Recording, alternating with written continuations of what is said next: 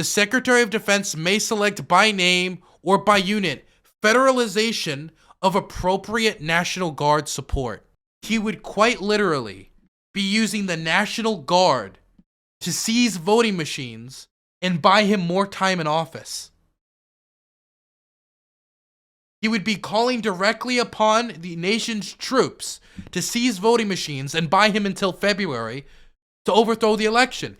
This is quite literally a fucking military coup. I don't know what more to say here. The whole military coup, was anything planned? Yes, right here. I saw it all as LARPing. I mean, I didn't see the Oath Keepers as bad people. Motherfucker, he came onto your show and said, I have weapons stored out the Capitol and men stored outside the Capitol, ready to charge the Capitol if they remove Donald Trump from office. What the fuck? He's the leader of an actual militia, one of the most well-known militias in the country, and you just thought it was LARPing? There has been a lot of leaks, a lot of information getting out there about Trump's executive orders and about Trump's plot to overthrow our democracy. We already covered the Eastman memo and the step-by-step plan from Eastman to overthrow our democracy. But now we've gotten more stuff that's come out. This is actually a lot of the information Trump was specifically trying to block. As in, he was trying to block this information from being revealed to the January 6th investigation and everything that's going on right now. This was part of the information. So, including in that is a never-read issued Trump order that would have seized voting machines. The January 6th Select Panel has obtained the draft order in a document titled, and by the way, this is just part one. There's a second part that makes this 10 times worse, titled Remarks on National Healing. Both are reported here in detail for the first time. Among the records that Donald Trump's lawyers tried to shield from January 6th investigators are a draft executive order that would have directed the defense secretary, listen to this, the defense secretary, as in the military, to seize voting machines in a document titled Remarks on National Healing. Politico has reviewed both documents. The text of the draft executive order is published here for the first time. The executive order, which also would have appointed a special counsel, this is something Michael Flynn actually said they should do. Michael Flynn, by the way, was Trump's national security advisor and the same guy who said that we should have a Myanmar-style coup in the United States. Speakers at the event, which hosted droves of political conspiracy theorists and QAnon supporters, included Trump allies such as attorney Sidney Powell and former National Security Advisor Michael Flynn, who appeared to endorse a Myanmar-style coup in the U.S. What happened in Myanmar can't happen here. It should happen here. No reason. That's right. The remarks are a draft of a speech Trump gave the next day. Together, the two documents point to the widely divergent perspectives of the White House advisors and allies during Trump's final weeks in office. It's not clear who wrote either document, but the draft executive order is dated December 16th, 2020, and is consistent with proposals that lawyer Sidney Powell made to the then president.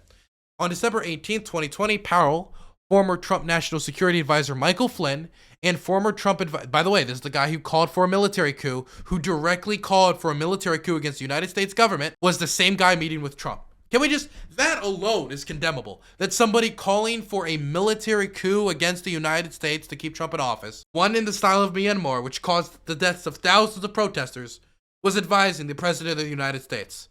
Not to even mention he was Trump's former National Security Advisor. In that meeting, Powell urged Trump to seize voting machines and to appoint her as special counsel to investigate the election. A spokesman for the House January 6th Select Committee confirmed earlier Friday that the panel had received the last of the documents that Trump lawyer tried to keep under wraps and later declined to comment for the story on these two documents. The draft executive order shows that the weeks before Election Day and the Capitol attack could have been even more chaotic than they were.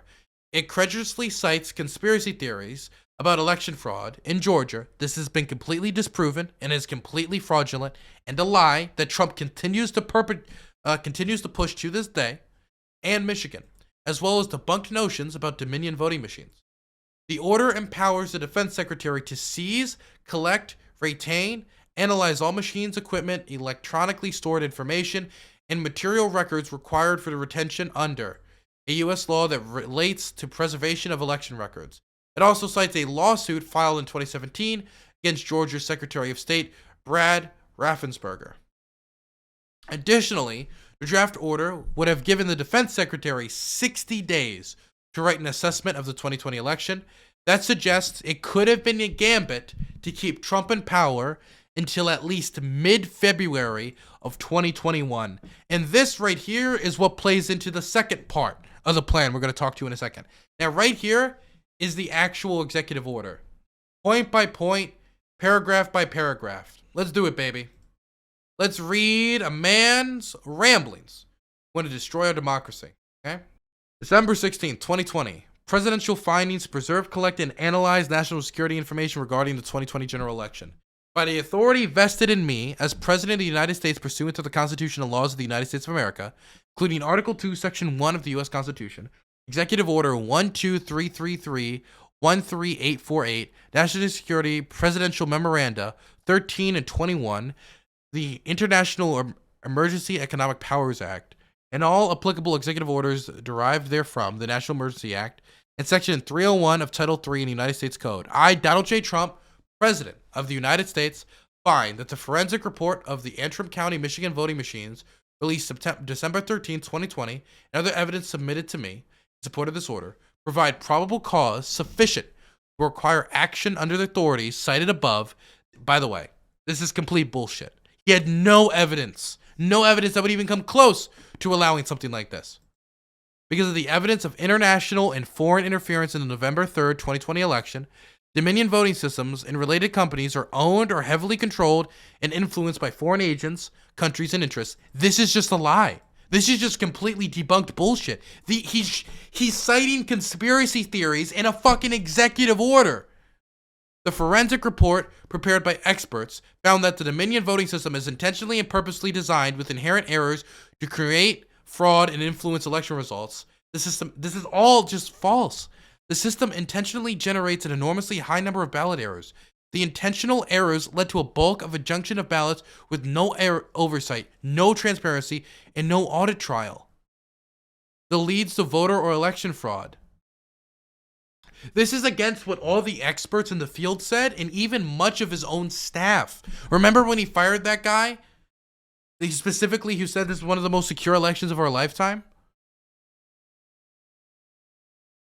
This is all just bullshit. It's all just conspiracy theories. And then here comes the actual order. Effective immediately, the Secretary of Defense shall seize, collect, retain, and analyze all machines, equipment, and electronically stored information and material records required for retention under United States Code Titled 42, Sections 1974 to 1974, included but not limited to those identified in the footnote 1. The Secretary of Defense has discretion to determine the dictation or national critical infrastructure supporting federal elections. Yeah, vagueness here is what's needed. Exactly what's needed. Designed locations will be identified in operation order. Within 7 days of commencement of operation, the initial assessment must be provided to the Office of Director of National Intelligence. My fucking God. The final assessment must be provided within 60 days. This gives them till mid-February. Holy shit. The Secretary of Defense may select by name or by unit federalization of appropriate National Guard support. He would quite literally be using the National Guard to seize voting machines and buy him more time in office. He would be calling directly upon the nation's troops to seize voting machines and buy him until February to overthrow the election. This is literally a military coup. This is quite literally a fucking military coup. I don't know what more to say here. The whole military coup, was anything planned? Yes, right here. There is his thing. Donald Trump, President of the United States. And by the way, this is only the first part. It gets worse. Let's go to the second part. Because what would he do with that time until February? That's when Rudy Giuliani comes in. Let's talk about the next part of this. Rudy Giuliani. and what Rudy Giuliani's plan was. Rudy Giuliani's plan was to get a bunch of fake electors instead of the democratically chosen electors to replace electors from 7 states, but only 7 states. Which 7 states? Specifically, the 7 states that Trump lost that made him lose the election. Isn't it convenient that all the election fraud happened only in the states that Trump lost? Therefore, Rudy Giuliani needs to pick literally fake electors to replace the real electors to then make it so Mike Pence can certify those people? That's what's happening here. Let's just read it. This sounds fantastical, but this was our reality. This is all just true. This is indisputable. What exactly did Rudy Giuliani and his team do, and what was their goal? By December 2020, Trump had already lost the election, but the electoral votes from each state still had to be certified. Giuliani and his team effectively tried to subvert that process in an effort to overturn Biden's legitimate victory, a push that involved replacing real electors from 7 Trump states lost with GOP electors. Giuliani and his team enlisted GOP allies from these states to sign certificates falsely claiming that they were duly elected electors, even though they were not. After various election fraud lawsuits in these states failed, Giuliani and his team shifted their focus to January 6th. The idea, as outlined in a memo written by conservative lawyer John Eastman, was for then Vice President Mike Pence to throw out President Joe Biden's electors and replace them with GOP electors on January 6th when Congress counted the electoral votes. This, in theory, would give Trump more electoral votes than Biden and allow him to maintain his grip on power. So, using the military to seize voting machines and buying Trump time till February, while, at the same time, making a plan to use fake electors. Now, you're thinking like, okay, but maybe this was all talk. Maybe nothing, maybe they didn't actually maybe this was just something like floated. No.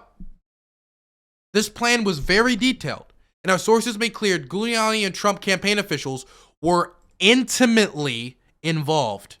They tried, so they were doing it. They were actually trying to doing this. This wasn't like well, let's think about it. This is what they were actively doing.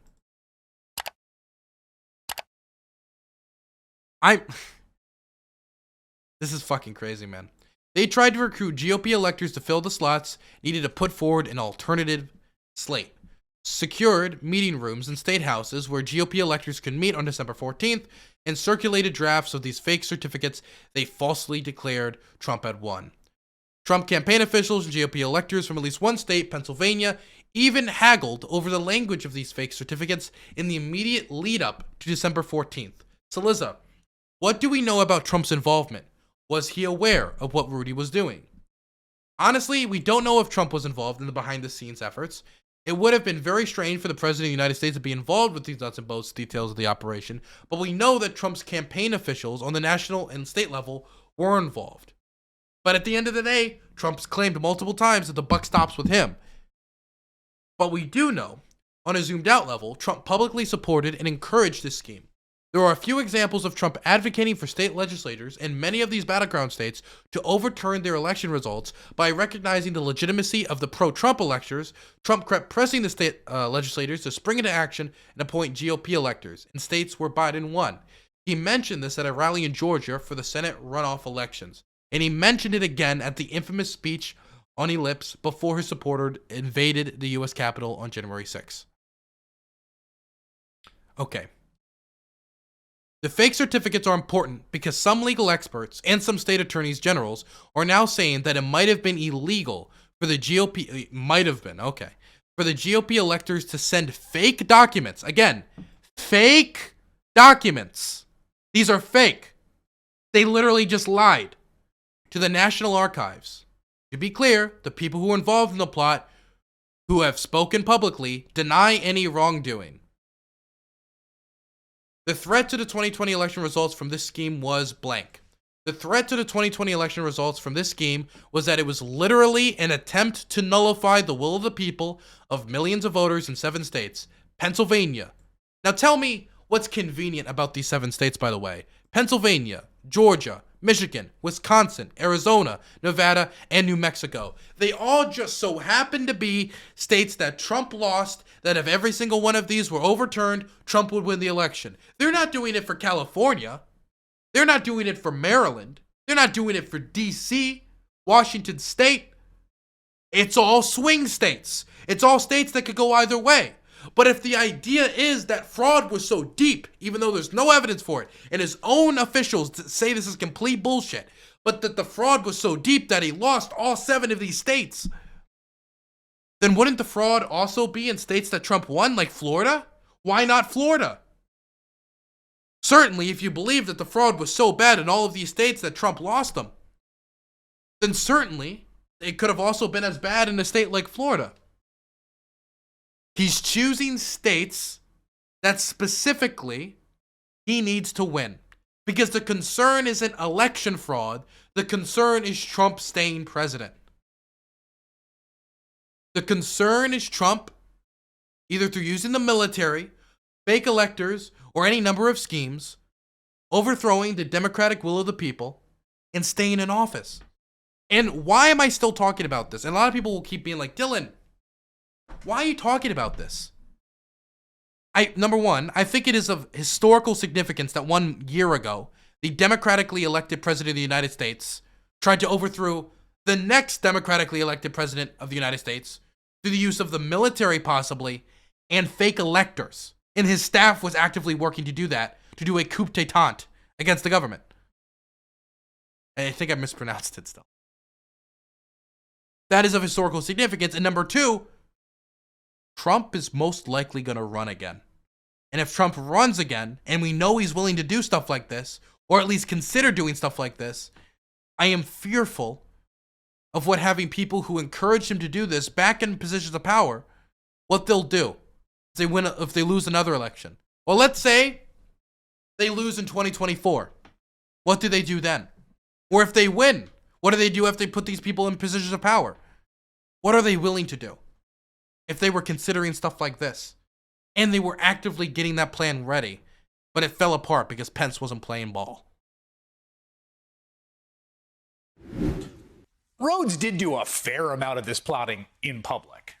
He did. Take this November 10th, 2020 episode of Conspiracy. Oh, wow, Alex Jones, the guy is pleading the fifth. I wonder why he's pleading the fifth when he's next to the person right here in this interview, the leader of the Oath Keepers, who just so happens to be charged with sedition at the moment because he was planning to overthrow the United States government on January 6th after protesters take over the Capitol building. I wonder why Alex Jones is pleading the fifth. I have no clue. In the middle of truly bananas theory about deep state pedophiles trying to sabotage Donald Trump, Rhodes just openly admitted he already had Oath Keepers stationed near D.C. to keep Trump in power. We have men already stationed outside D.C. as a nuclear option in case they attempt to remove the president illegally.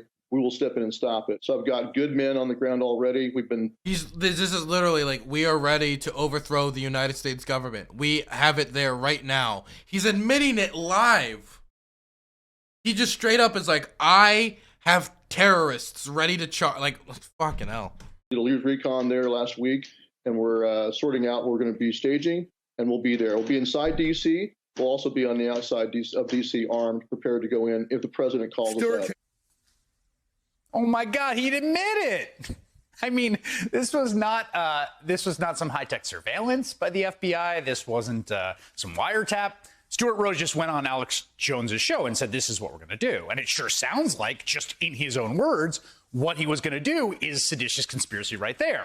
Armed men stationed outside D.C. as a nuclear option to use force to try to disrupt the peaceful transfer of power, the peaceful transfer of power being getting rid of Donald Trump, because he lost the election. And speaking of Alex Jones, the guy who is on your screen there, the man to whom Rhodes admitted the plot amidst his peroration about the deep state pedophiles, Alex Jones had his own run-in with investigators just yesterday. In fact, Alex Jones sat down before the bipartisan House committee investigating January 6th. And the same guy who was literally just on screen next to the person who tried to overthrow the government, committed sedition and treason. To be a fly on the wall. He pleaded the fifth nearly 100 times instead of answering questions. 100 times! He's not the first to plead the fifth, and he is absolutely within his constitutional rights to do just that. But then when he went on his internet show and blabbed about the whole thing to his followers.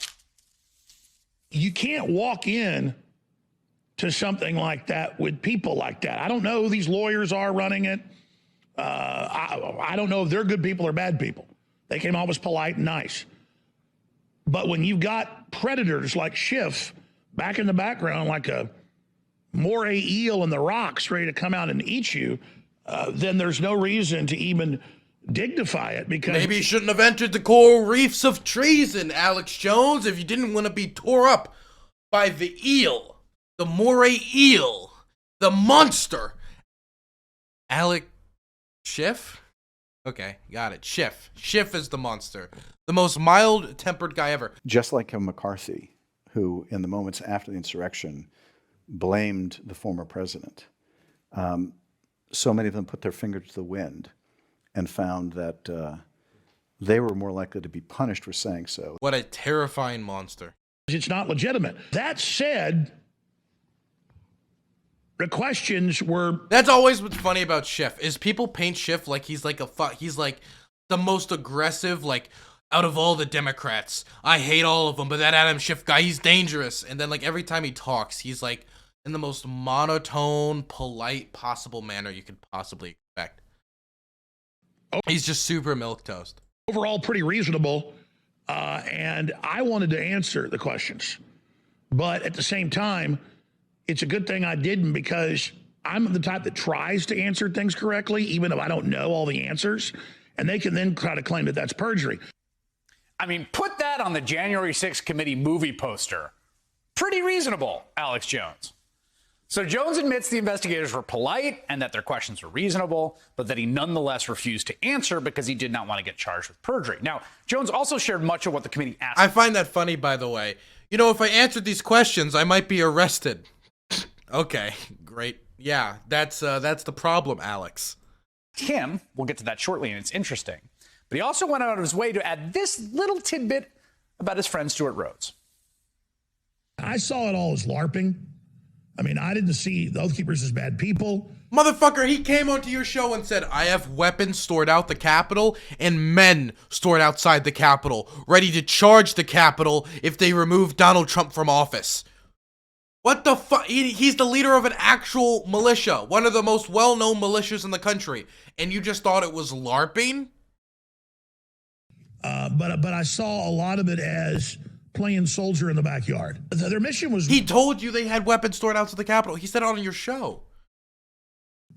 Something I really agreed with for most of its operations. But if the indictment's true that they thought that they could foment and kickstart and detonate a rebellion at the Capitol that would then lead to a larger war, that is not something I knew about or something I support. Or He said it on your show, Alex. What do you mean you don't know about it?